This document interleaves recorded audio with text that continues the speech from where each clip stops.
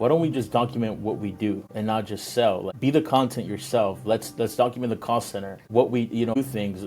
We believe we are really good at what we do, right? We believe we have some of the best training. We've been doing this for years.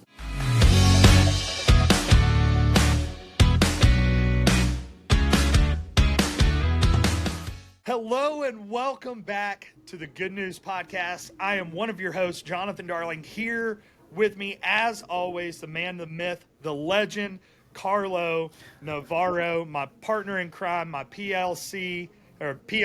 See, that's where that robotic stuff comes in and gets me. Carlo, you're not a PLC. You're not a programmable learning controller. You're a PIC. You're my partner in crime, dog. That's How right. are you? How's life, man? Welcome back. Thanks, man. Appreciate it. I'm pumped to have this podcast back up and running, talking to just really great people, with much different experiences than both of us, which I think this is the best thing to go after. And I can't wait to dig in with our guest today, but you wanna give him the drum roll? Yeah, man. I'm pumped about it too. As you said, the goal is to not only bring in experts and people from industries that we're familiar with, but to bring in people from all different types of industries. Because I believe, especially when it comes to marketing and sales and how we work together, and we can work together, which is the good news. That's why we call it the Good News Podcast, because there is a path forward of how we can work together. Bringing in people from other industries that we're not familiar with, that maybe their focus or their approach is a little bit different. Their strategy has to be a little bit different than what ours is. So I'm pumped. Today we have on the show, he's the Director of Marketing and Advertising for Worldwide BDC. He's the owner of CMP Creative. He's a Dodgers fan, we found out. So we won't hold that against him, although I'm a huge Shohei fan, and I'm a big Freddie Freeman fan. So we'll be cool about that. But has a very diverse background. And really excited about Ezekiel Campos. Ezekiel, we'll call him Zeke, aka Zeke. What's up, dude? Welcome to the Good News Podcast. How's it going, Jonathan? How's it going, Carlo? Well, first of all, man, it's a pleasure and it's an honor to join you guys, man. I'm excited to kind of get this thing going. But what an intro! Now I got to follow up. Yeah, let's go, bro. How do I come back after this? It just goes all uphill from here, man.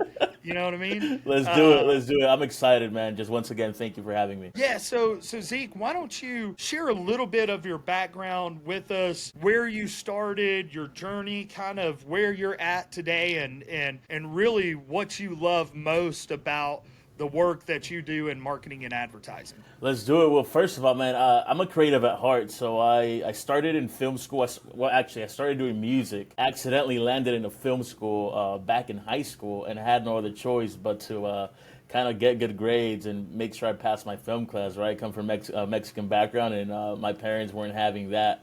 None of that slacking, so I was like, hey, I got to learn how to edit, I got to learn how to film. So that kind of sparked the creativity of just doing films and creating videos at that time, which then led to freelancing at the time, whether it was shooting weddings, and kind of saw the opportunity there.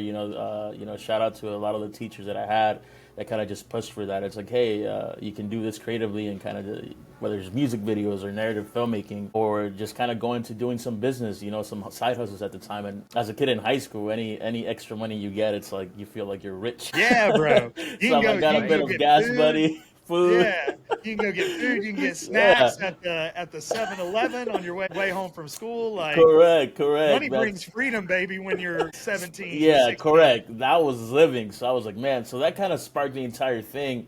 So then I graduated. The plan was to go to film school, right?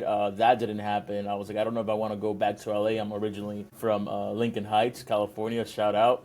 Home with the best tacos in the country, and the best team, which are the Dodgers. But the plan was to go back there and see if I wanted to go to film school, and I just felt like it wasn't the time, and I don't know if I loved it that much to do that. So I had just odd jobs, kind of grew up in church as well, so started serving at my church at a young age, playing music and kind of helping with videos because I was already doing it in school, which then led to me kind of just dabbling into that, and still kept the freelancing. Then just had a quick pivot. I'm not sure, if you guys talk much about faith here, but kind of felt like God was leading me to do just kind of ministry at the time. So work with my dad. My dad comes from a remodeling background. He does construction. He's got his own business, which I admire him for that, because I think I got that tenacity from him, from seeing him wake up early and just work hard. So got into work with him for a bit, was working with a buddy of his doing landscaping, and then just went on to just serve my local church for the next 5 years, from 20 to 24, with youth ministry. So that kind of taught me a lot of the leadership skills and dealing with people and dealing with kids, and making sure I could, I think it was that imposter syndrome at the time. Yeah. That I was, such a young guy, but I'm like, hey, I have to kind of be at a certain ceiling, right? Because there's people expecting me to lead a certain way and whatnot. And then I had stopped just doing anything creative, anything business oriented at that time. Around 2019, I started dabbling because a buddy of mine hit me up back to do some video work. And then after that, I kind of got back into it. The rest is history. I started doing that, started freelancing. COVID hit. I was working for inventory merchandising company, which is as a vendor in car dealerships, and started taking photos again. And I was like, you know what? At the end of 2019, I was like, I think I'm going to quit. I think it's time for me to send it and just do what I want to do. I think it's time to venture out. I leased a studio in downtown. I had a photography studio there. And little did I know COVID was going to hit. 2020, I'm stuck with a lease, and just quit my job. And I'm like, photo studio where people are told you're not allowed to go to it. Yeah, correct. Right. And I'm just like, man, January I was pumped. February I'm like, okay, we're gonna start. I'm gonna have the freedom to kind of market and do this. I just got the space. I have the time to run my business now and not be under anything and anyone. Then COVID hit. But thank God that I think that was an opportunity as well, because the world went digital. A lot of things went digital, so I was able to start my company and have some business all throughout 2021, 22. Work with some great people at the time. That's kind of when I started getting more into social media and marketing and organic content. I had the time to learn a little bit of more marketing as a whole, as an omni-channel, right? Then I remember, I think, being in around that time and seeing, okay, what's next? Not sure if I need to keep doing this or not. An opportunity presented itself to work for a company called Fujifilm, a Japanese company. So what intrigued me from there was, it was in Miami, and I've always felt like I wanted to live in a city like that, just to explore. Like, it's kind of like New York, right? People say if you can make it in New York, you can make it anywhere. So Yeah. it's like, if you can make it in Miami, it's tons of business. It's got tons of culture. It's got tons of influence. What does that look like? If it doesn't work out, I told myself, well, I can go back to running my business and figure something out. But I've never worked corporate, especially for the Japanese. And we were kind of, we were selling endoscopes. So it was medical equipment, right? We were kind of the middleman from the Latin American market to the Japanese market. So the way both of those businesses are ran and culturally are very different. Very different. Japanese culture is very different from Latin American culture. Then you have us, who are kind of like the middleman. We kind of had the go-to-market plans for LATAM, kind of did everything. It was a very good experience. I was there for a year and a half, and that's kind of where I was able to see how these big machines kind of work. I'm running my business at a young age and kind of running and gunning. I'm not an accountant. I was trying to be an accountant. I'm not the best sales guy, but I'm trying to be the sales guy. I'm trying to, I love marketing, but there's, I contracted people. I had a lean team. It was most of it was me. I was a solopreneur for the most part. But it was there when I really had the scope of the way, business works. And then also learning how Latin America, the businesses ran there as well. And just the culture. So that was really good. Everything was done in Spanish as well. So it kind of challenged me, which I loved. How do I communicate in business and marketing terms in Spanish and make sure that I'm, talking a certain way and speaking a certain way, which for me, I feel like I'm fluent in Spanish, but that was a test, right? Once you have to get on a call and present a marketing strategy for the fiscal year and make sure you're hitting all the points, and they're going to hold you accountable for what you say and what you don't say. And then you have to report that to Japan. It's like a whole different thing, right? But long story short, I was there for quite some time. But I'm like, hey, I think there's more. I have two options. Either I stay here, keep growing for the next 5 to 10 years. And I'm 28 at the time. I'm like, I feel like this is my prime. I feel like there's more. I don't know why. I can't just be stuck in a desk. I mean, nothing wrong with that. I just feel like there was more for me to do. And I love the people there, and I love that company. But I'm like, I think there's more. So at the time, Jason I had met, which is the owner of Worldwide BDC, where I'm at now, he spoke to me a few months back, and he's like, hey, he's had this company for 5 years, and he's like, I want to start, marketing. I want to start a marketing the company. I want to make sure that I'm making sure I'm taking advantage of all the channels that are out there. I want to start building more and attracting, getting more clients, and what does that look like? And we had a good amount of conversations for months to come, and I felt like it was the right thing to do at the time. He was giving me a clean slate to kind of build from the ground up, which for me is more of my thing. It's like, hey, if I can come in and you have that trust in me. The only thing that I was hesitant at that point was because I've known him for such a long time. I'm pretty sure you guys can relate to this. There's a difference between friendship and doing business, right? I respect you enough to tell you no if just because we're friends, but as a business venture, obviously, let's make sure we have those lines very clearly. Jason's a great man with a big heart. Family man, someone that I respect just as a person. So when it came to doing business together, I was like, hey, let's do it. So I've been here for the last almost 2 years. We've kind of built this entire thing from the ground up, and it's been awesome, man. I think for me, what I enjoy most is call it a curse or a blessing, but if someone talks to me about an idea, my mind starts rambling, and I'm like, wait, have you tried this? Have you done this? How's your website? And what have you done? And how many ads are you running? And are you doing creative? And are you only doing, there's a million things that come to mind that, then I'm like, wait, hold up. I got to stop and make sure that I'm not trying to get myself involved in X amount of things. But with Jason, I had that same thought, obviously, when he brought up the idea. But it was just going to be for the company. So it's been very fun the last 2 years. But that's just a recap. Long story. I know it was a long intro, but no, it's awesome. Wanted to give you an overview of where I came from, where I've been at, and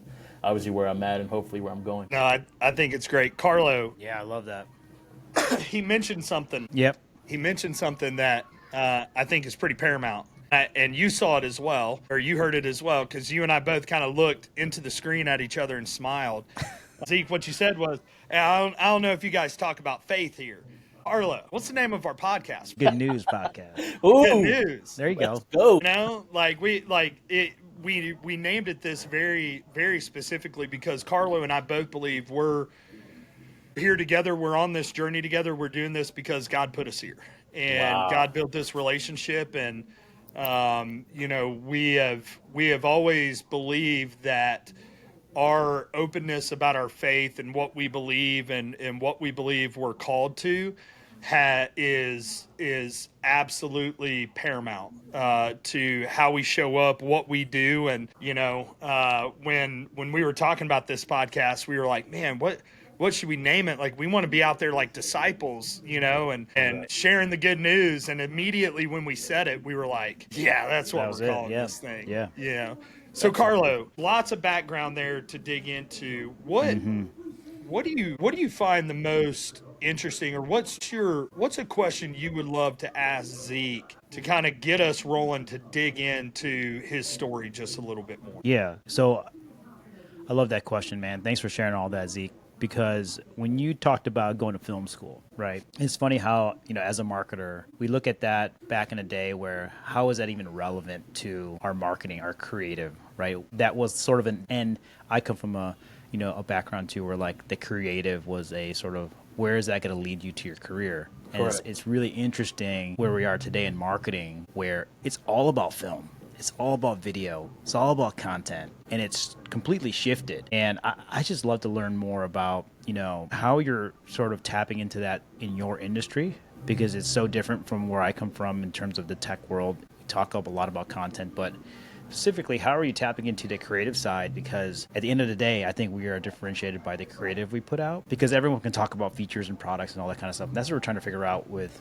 Jonathan, with his industry, with your industry. How do you build that trust specifically with the vertical you're in and, your background in film, in storytelling? I think that's what I would love to just kind of tap into. No, thank you for even asking that. I think for me is, one of the first steps, even when I joined Worldwide, was like, how do I story tell the best and the format. And I mean, just kudos to Gary Vee, which he really preaches this a lot, and it resonates a lot with me, which is document what you do, not just what you sell, right? It's like there's a million things that you can talk about and try to come up with stories, create stories about and narratives. But I think when I spoke with Jason, that was one of the things that was on my mind. Hey, why don't we just document what we do and not just sell? Be the content yourself. Let's document the call center. What we do things. We believe we are really good at what we do, right? We believe we have some of the best training. We've been doing this for years. He comes from a background of scaling two BDC companies and being in the industry for a long time, has vocalized that. So creatively, that was the first step. It's like, let's document what we do and not just what we sell, and put a bunch of infographics and videos that have tons of call to action. So from that standpoint, it's been really fun. And the first thing was Instagram and TikTok Reels, because I feel like that's where the awareness is, right? So that was one of the first steps of us doing that. Then I'm like, as time goes by, we can get more fun with skits. There's a guy named John here on my team, and he loves doing the skits. So it's like, when it comes to that, again, not having a team on your side and someone that you can kind of bounce off creative ideas with. And just to give you a scope, BDC is a business development center, right? It's a call center. It's a fancier word that the automotive. I won't lie, I had to look up what BDC meant. Yeah, business development center. It's a fancy word for a call center. So when I spoke to Jason, I didn't even have much idea of what exactly he did and how he did it. So there was a lot of digging into that. But I'm like, okay, as a call center, we can go the office vibes and keep it funny, or we can just document what we do. We can go so many routes. But obviously, there's not like it's not like a product that you can make it look cool right away, right? It was very interesting and tough. But the first thing that came to mind is like, hey, let's just document the day to day. Let's document what we do, and then have fun with it. Let's create skits that relate to what people are searching for, and let's build trust. I think that was the first step, because as big as you might be and know people in the industry, there's a lot of people that don't know us. The more we can create content in this machine that just ebbs and flows, the more people will trust. And it's funny because we went to an event, I think it was 3 weeks ago. We went to this event with Lithia. Lithia's an automotive group, one of the largest ones in the countries. And a few of the guys there was like, hey man, I've seen you on camera. Hey, it's like, hey, yeah, but I haven't seen you book the demo. Right. I was making that joke. Hey, you haven't booked the demo. Hey, book the demo, But it was fun because we were interacting with a lot of people that just were aware of our content. And some of these guys were pulling up the 2 weeks. Hey, here's the first thing when I open LinkedIn it's a Jason's face, or the service BDC department manager's face. And but it's been a really good way to just story tell. Hey, we have nothing to hide. This is who we are. This is what we do. We love the company. We're gonna show you the good and the bad, and just have at it. And I think it was more of building trust and making sure we captured a lot of that from a story standpoint. I love that. There's something Carlo and I have talked about a lot is, and God's always preparing you for what he's prepared for you. And I think back when I initially went to college for my undergrad, I was a film production major. I was a telecommunication major, focusing in film production, learning how to film, edit, do all this stuff, and shifted right before I graduated. I actually changed my major and started all over again. But like looking back on it, that's something I've shared with Carlo a lot is, I remember at one point in time wanting to be a film production major, taking classes, doing all these things, and a lot of outside influences talking to me constantly about, well, John, what's the reality of you making a career in film production and movies and doing all of this stuff and storytelling and all of this, and looking at it now to where, a big majority of the focus in the marketing efforts, actually now being in a role where the first time I'm over marketing strategy and how, and coming into a very similar situation you were in at Worldwide BDC, is there is really no marketing. There really is no strategy. There is no content. And seeing how all of those past experiences and those things now become a big part of the overall strategy of what we're doing. Do you still get that, like when you're when you're creating that social content, and I love what you said. It's a Gary V call out, right? Like, document, don't create. Like, document your day to day, even the boring stuff, because what you find boring and mundane, other people may find entertaining or interesting, right? Where do you find your biggest influences from that background in creative really come out in your strategy development? Are you, and I say, gosh, I feel like Pat McAfee asking a question here. It goes on forever. Shout out Pat McAfee, favorite Colt, by the way, favorite Colt. But where do you find that comes in your strategy is that previous creative? And do you find that, especially in something where you are doing marketing for a BDC, where I'm guessing this business development center in the automotive industry, you're searching for car leads, you're searching for people who may be looking to buy a car or something like that. Do you find yourself being like, man, our content has to be very video driven, story driven? Do you find that you're still this want or need from other people of like the more traditional print media, digital, the flyers and the pamphlets and all of that stuff? So going back, where do you find that background in creative? Where do you find that plays into your overall strategy development with World BDC, coming in with no marketing strategy, no real building familiarity and all of that with your ideal customers? Where do you find that comes in, the content creation, the documenting, into your overall strategy? And do you get any pushback, or is there still this feeling of, we also need to make these cut sheets and these one pagers and these things that I won't lie, for me, boring as hell. They're boring as hell. And I feel like nobody really reads them, but everybody wants a pamphlet. We got to have pamphlets to hand out. Where do you find the creative influence in your strategy, and does it ever detract from some of those other things that people still think of as traditional marketing being incredibly important, yet we know are really kind of just, recyclables at the end of the day? Sales team just wanting more pamphlets. It's always I'm gonna go make a cold call and drop off a pamphlet. You didn't do jack, brother. Oh my God, that's interesting, because that's what at Fujifilm that was still a lot of the. I mean, it was more. That was more of the. We did a lot of trade shows, a lot of marketing collateral material was always given out to the doctors and swag bags and all that stuff, which. The presence in person was very more. I think you were speaking to doctors as well, to endoscopists, so that's very different. But they were still very used to that traditional marketing from that sense, right? Then when it came to a BDC, again, I have no idea. Let me dig into to worldwide BDC and who are the big players. So coming just from that. Background of like a bit of analytical in some ways, I started studying, who's doing what and what are they doing as well. And again, no one really had presence online. So I remember telling Jason, well, for me, I think that the thing that we need to do now is just create tons of content. Just create a lot of content that just kind of displays who we are right from the bat. He had recently as well had gotten in contact with Andy Elliott. So he was very, that's also from his standpoint, that's one of the ideas or references he gave me. He's like, I love this guy, Andy Elliott. I don't know if you guys seen him, but he's the one that kind of yells. Let me ask you a question. I'm gonna ask you a question. Yeah, interesting. I'm gonna be I think everyone has opinions about him. So I'm gonna be a little controversial here. Let's dig into this one. Let's do it. What Andy Elliott does is not bad. It's his training, very successful in selling vehicles at scale. Right, going in, working with dealerships. But I gotta tell you, it's the macho persona. It's the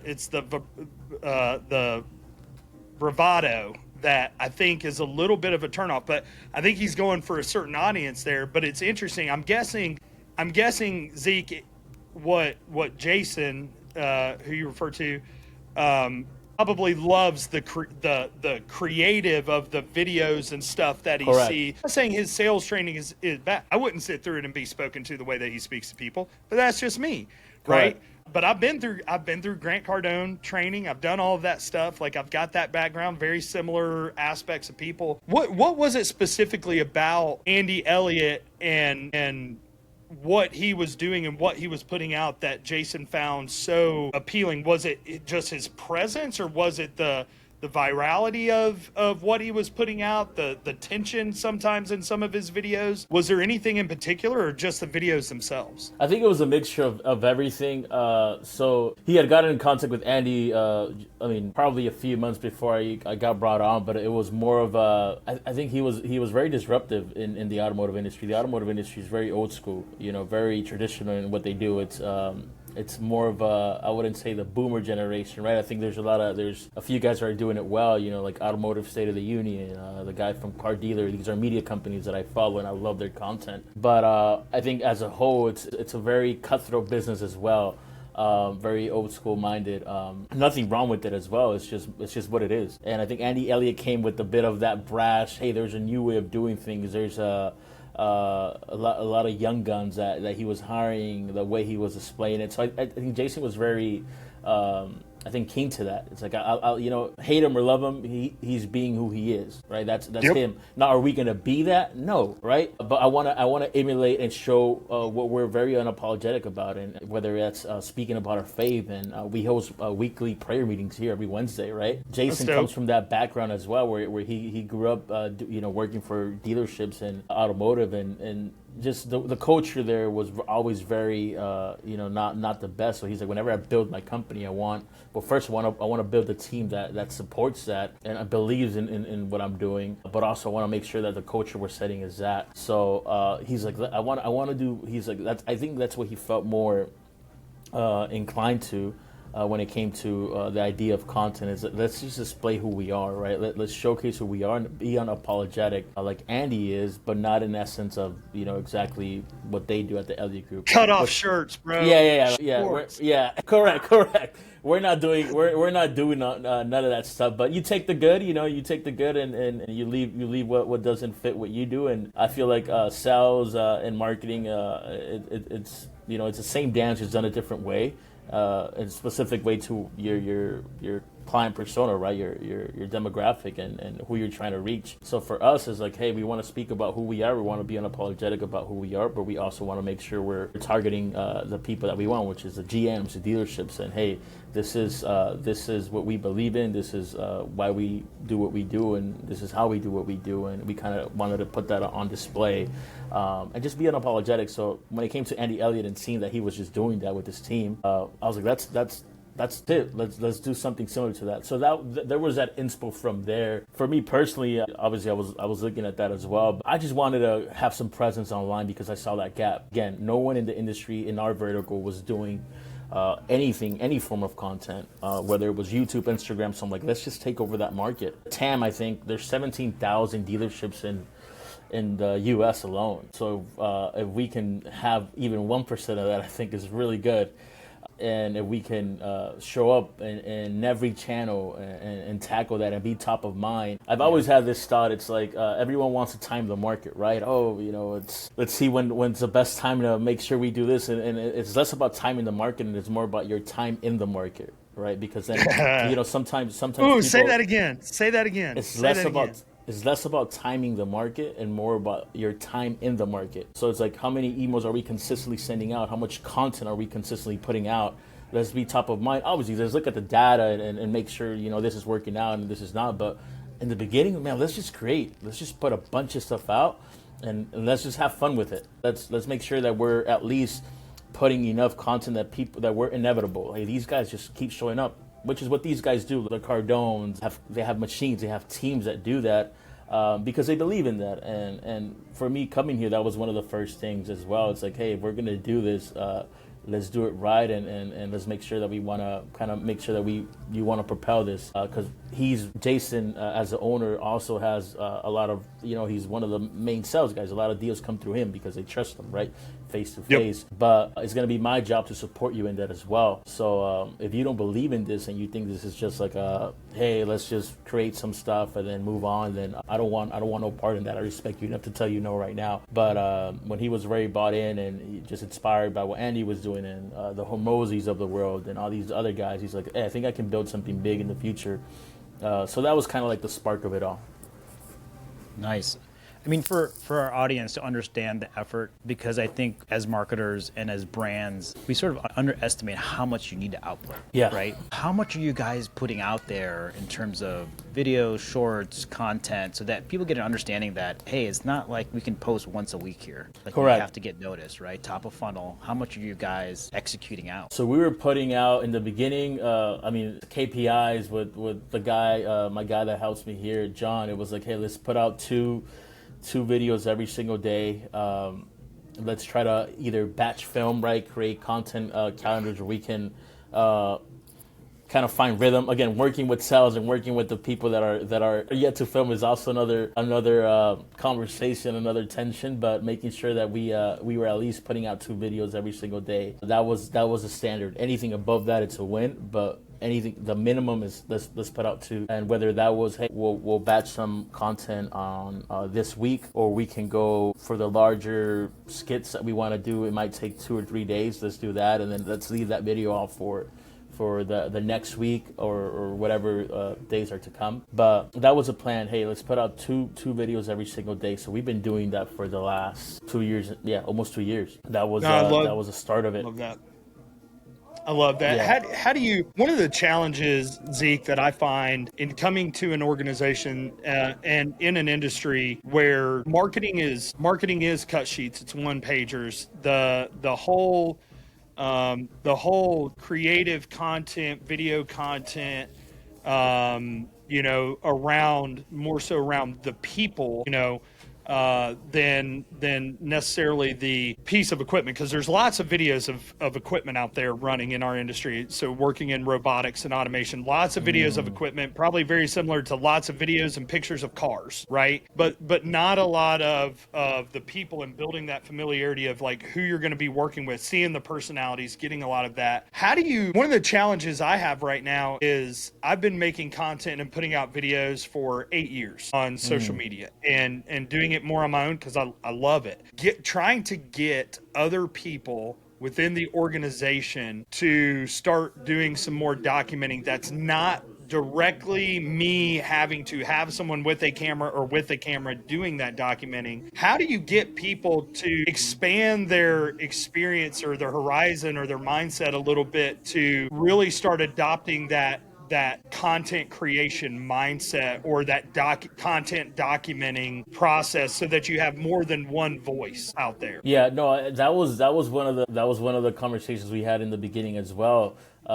It's figuring out who was get in front of the camera and who was going to be needed in front of the camera. I think everything rises and falls on leadership. That's what the good old John C. Maxwell says, the OG.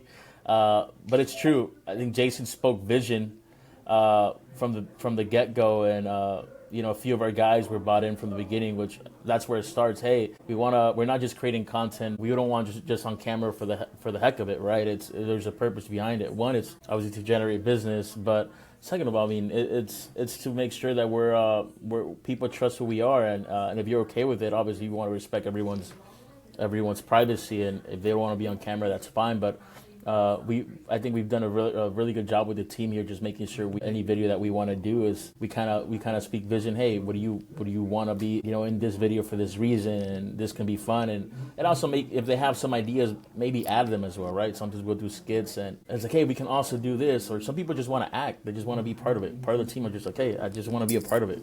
Let's do it. Some people are clearly just, they don't want to be on camera. They don't want to be seen. They don't want to know where they work. They don't want people to know where they work, and that's fine. We kind of have that respect for that. But for the most part, people are just bought in. I think it takes vision from the leaders in the company to speak that, and that's number one. And two is also making sure that us as a team, we're not just harassing all the time with video requests and skits. If we do have an idea, hey, this is an idea, this is a script, this is what we have planned. Yes or no. If it's not, hey, we're going to go to the next one. And that's it. We have, thank God we have a really good team of people that are just willing to film, and the content is different. The content is not always just at the beginning, like I said, it was building brand and documenting what we had, but then we got into trainings and we got into how-tos. Then we started repurposing content. Hey, any long form training or webinar that we had, how do we just repurpose that and make it into smaller shorts? There's software now as well. We run lean here, right? It's me that kind of oversees the umbrella of marketing, and John, who kind of helps me out with the editing and right now we kind of pivoted into more YouTube. Hey, let's do more long format and figure that out. I think that's the best real estate you can have as well. And from that long format, how do we repurpose that into smaller shorts, whether that's through Opus Clips AI or any other software, see what looks good. And then we can edit other stuff, right, and just keep that momentum going. But from that standpoint of making sure we have people to film, I think there's plenty of stuff going on. That's another thing, making sure that your company, your team has things that are going on, whether that's trainings or you're coming up with trainings. Hey, you know what? Do a product review, or make sure you have this, or any ideas that you have, write them down and go back to them. I don't think there's not a bad idea out there. It's just just ideas that either you've never written down or you haven't tried. And if you tried it, you create and you just iterate and repeat the process, rinse and repeat, making sure that if it didn't work out, you try another time with someone else or scratch it at the end if it was really bad, but you don't know until you do it. So for us, we're like I said, it was a clean slate from the beginning, and I kind of wanted to this day, I want to keep on doing what works, but also don't lose that like zeal to get creative and like, hey, let's do this. What about doing a video like this? So whatever it looks like, I think we're still kind of iterating to this day. Love that. Yeah, and what a shift that's been, right? Like how founders or owners previously weren't sort of at the forefront of the storytelling. They were sort of behind the scenes operating, and how it's shifted so much to where the founder has to be the storyteller because it's their story, right? Employees will never have that zeal, never have that uniqueness of why they started what they did. And if you have a team that's not invested in that founder-led investment of content, then it's going to be hard. It's going to be an uphill battle. I love that Jason understood that. And Correct. More and more people are understanding that they have to tell their story, because the story is the only thing that is going to be uniquely you. Correct. Well, I think there's two perspectives there too, right? I think a lot of times one of the perspectives that I've seen that can be very loud and very present is, a singular salesperson or a singular employee's perspective on why they're bought into the mission of where they work and why they show up to work, why they love working with their customers. I think that's a perspective that I love capturing and that I think needs to be captured of from that employee. But then there's also the perspective of who created the mission, right? And who created the vision of what the ultimate thing, how this business started, why it matters so much to that particular person, that I think is often a perspective that is not as promoted or not as openly shared in a lot of different companies and organizations, where the founders are typically the silent ones. They want, the other people are the loud voices, but I think that's a huge perspective that is missed. And so, I think kudos to Jason of seeing like, hey, this is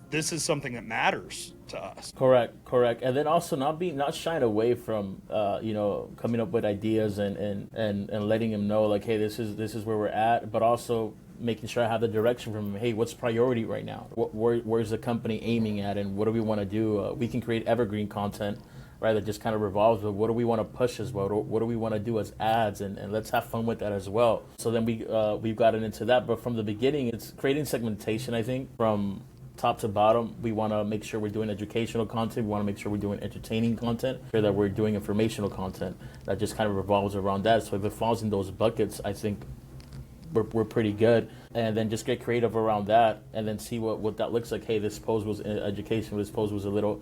We might here and there get away from that, or the moment we start seeing that it's too educational, we kind of switch it, unless something is really hitting, right? But yeah, it's when I got brought on, that was one of the first things that I laid out. It's like, let's create some segmentations around what we want to do and how we want to do it. And run from there. But very vocal with Jason and obviously the CEO of the company and the team. Hey, this is what we have planned. Not only just bring my ideas, but make sure I'm hearing them out as well. Also, what do you want? And then just have conversations. Hey, let's agree to disagree on a few things, but let's agree on the main thing, that at the end of the day, marketing and sales, and us as a company, we want one thing, and that's to make sure this company keeps growing. Yeah, something I find interesting, and again, Carlo and I have talked about this quite a bit just in my own journey with my company, is oftentimes in B2B marketing specifically, there's this thought process behind, like, I don't know, overemphasizing professionalism, I guess, if you will. Yeah. And not presenting yourself in this certain way versus presenting yourself as you really are. And where do you, so oftentimes what happens is a lot of B2B marketing especially is done on LinkedIn. It's LinkedIn, and then we've got YouTube videos of what's ever going on. When you came into BDC, and obviously you're doing, direct to consumer, right? A lot of this. And so there's this, it's almost like we forget that consumers are also professionals. I'll digress there, but it's like, all right, well, we're doing B2C, so we're got to be on TikTok, Instagram, Lemonade, whatever, Sora, whatever it is, TikTok, all these different things. And which I think is smart. Be where your people consume content, right? Correct. Where do you feel like that gap is, or what channels do you find are really important for B2C? And if you were in B2B, like you were in Fuji, what different social channels do you think are being slept on? I think LinkedIn is number one.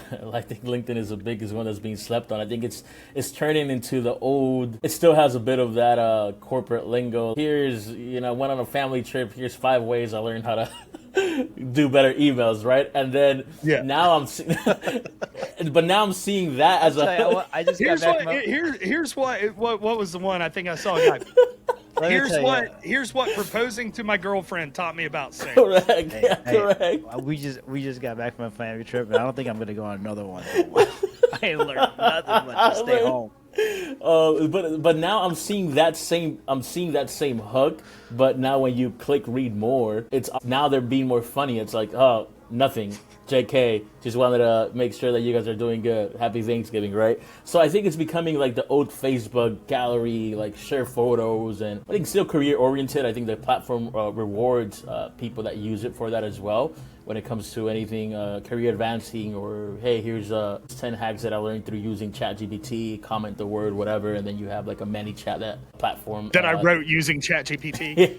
Whatever. Yeah. Correct, right? I mean, those still get engagement, but I think LinkedIn is the biggest one when it comes to B2B in our end, at least from a worldwide BDC standpoint. That's probably top 3 channel that we heavily are in.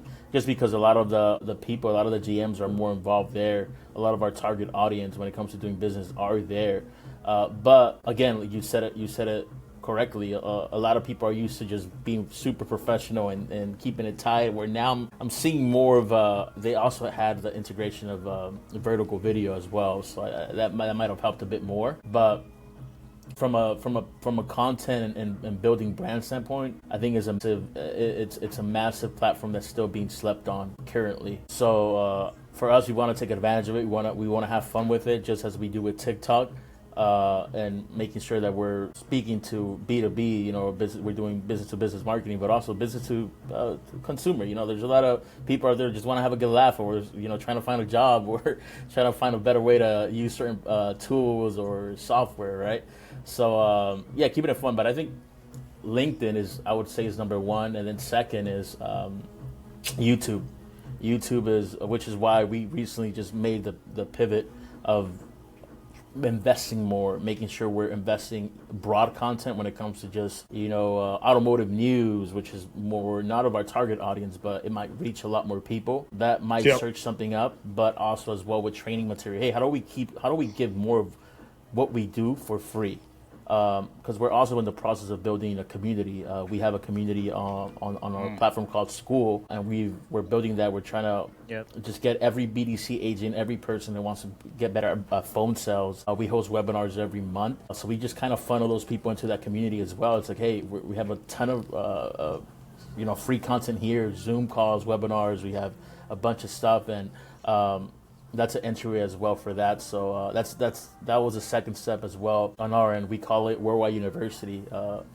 I got the idea, which a lot of companies have. I remember working for a company back in the day and kind of building that process where they had every SOP documented. Something as simple as how to log in, because people forget that apparently, to something as complex on, hey, here's 10 ways to handle this, or if this happens, or if there's any issue that ever occurred, they would film it. They would have the trainer, the manager film it and make sure they document it. But on top of that, how do you create a university for clients, a portal, or for people that you're onboarding on your team, and just make it this robust thing? So that's what we're currently doing right now. And yeah, people are enjoying it, man. We have threads of just wins and things that we're doing. We're doing giveaways, so it's been fun, kind of overseeing that as well. Another way of just kind of B2C marketing, but in a more organic way. People just want to be a part of something. I love it. That's. I mean, you're doing it right, man. You're doing it right in an industry that's really ripe for change, and being that first brand or first company that is creating a cast of characters that people can relate to. I think it's really important. And I think when you talked about The Office, man, I could just see that being such a entertaining thing that you guys explore on LinkedIn. That is such an escapism from the typical professional, this is a professional network type of place, right? Like that could be big. That could be like your Netflix. That could be your binge, right? And I think you're doing it right. And I think when more people realize that you have to be as authentic and as real as you are trying to be, that's how you can have longevity, right? Because Correct. You can't just fake it be this professional for decades. Not everyone's going to be the same. Yeah, correct. Well, and that congruency, right? Like the congruency between, I think one of the most amazing things that I've experienced in being someone who has been stopped at an airport and been like, oh, I follow you on LinkedIn, and stuff like that. I think the most interesting thing is once you have a conversation with somebody and they're like, oh, like you're like you are in your videos. Like, well, yeah, I wouldn't want you to show up and me be different, and I think that's where that authenticity, that congruency of, and to your point, the one thing about Andy Elliott is nobody who doesn't want to follow him is ever going to accidentally follow him, right? Like Correct. The people who want to follow him because of who he is and how he shows up, and there's an attractiveness to that they're like, this is the type of person I want to be listening to, or this is the type of person I relate to. And I think we miss that sometime with this idea of needing to be professional versus being personable, right? And being good. who we are. Yeah, he's got his ICP down, like he knows it, which is Bro, Six packs. I've made some Andy Elliott videos just talking about like, hey, like I may not love what he says or I may not love how he says it, but what he says is. And we're talking about him. Yeah. Yeah, correct. We're talking about him right now. Yeah, correct. Great job, No. Andy Elliott. Hey. Top of mind, the Bro, 6-pack. Hey, you know, little do you know, right now you're gonna exit this call and you're gonna get a retargeting ad for a few Andy Elliott. Yeah. No, I will, 100%. Facebook is listening for That- sure. that's how this thing Shout happens. out Mark Z. Oh man, but no, Well, it's, look, man, it's Zeke, I think we could talk to you forever. I think there's a lot of stuff. Go ahead. what happened? No, go ahead. Finish what you. No, you got the I'm mic. good. We'll edit this Oh, out. No. What happened? I thought you were gonna say something. Oh There yeah, might be I a don't. delay. Maybe. There's latency. No, I just said you're probably gonna get some retargeting ads and from Andy Elliott after this, but no, that's all I had to say. I'm not sure if there was anything more. Like I said, I think it's been a pleasure getting to do this and be kind of hosted from you guys. Looking to hopefully follow up this conversation with more things, but. Again, the goal is to add as much value as we can, and I feel like you guys did this with this conversation, and whatever you guys don't hesitate to ask about anything. We're here to serve as many people as we can. So, and it's my job to do that as well. So, any questions? Love it. Love it. Zeke, obviously we're gonna put in the notes where everybody can connect with you and follow you and all of that, because I think what you're doing, what you're building, like there's a lot of conversation you know, when people look at Gary Vee videos and they see where he is now, and he talks about this a lot, they don't necessarily see the journey, right? And oftentimes there's this idea that the content you put out is the finished product versus documenting the journey, right? And I think where you're at with Worldwide BDC, the journey that you're starting on, changing really how marketing is done in the automotive business development center world, and all of that stuff is really interesting. So everybody listening to this, go and follow Ezekiel. Go check him out. Check out the stuff that he's doing with Worldwide BDC. You never know how it's going to help you, how it's going to teach you, and you know, that's the goal. I hope everyone here, I think the biggest value for me coming out of this is really just, again, the reiteration of the documenting versus evergreen creating, right? Constantly, because that creative burnout is a real thing. And when you're having to come up with brand new stuff all the time. And so, you know, document your journey and use some of that to start sharing a little bit more behind the scenes of the process and how you operate and who you are as people and as an organization. And I think to me, again, that's just the biggest takeaway that I got here in this conversation. And you know, something I would encourage our listeners to do is your background may not be exactly what it needs to be for the role that you're or what you think it needs to be for the role that you're in or the story that you're wanting to tell. But the truth of it is everything you've experienced in life is all a part of what's gotten you to where you're at in your journey, and being able to share those things and realizing what may seem elementary to you may be revelationary to someone else, right? That's good. That's good.